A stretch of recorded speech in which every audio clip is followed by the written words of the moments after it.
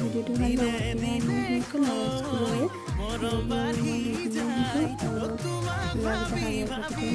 আমি আহি পাইছিলোঁ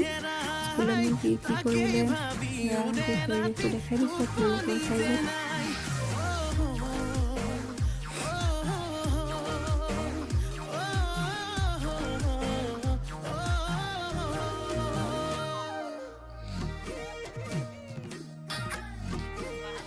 গৰাকীয়ে ঘৰত লৰালৰিকৈ ৰুটি বনালেহি কাৰণ ঘৰত মিস্ত্ৰী লাগি আছে কাম কৰিবলৈ আহি পাই লৰালৰিকৈ ৰুটি বনাই দিলোঁ তেওঁলোকক খাবৰ কাৰণে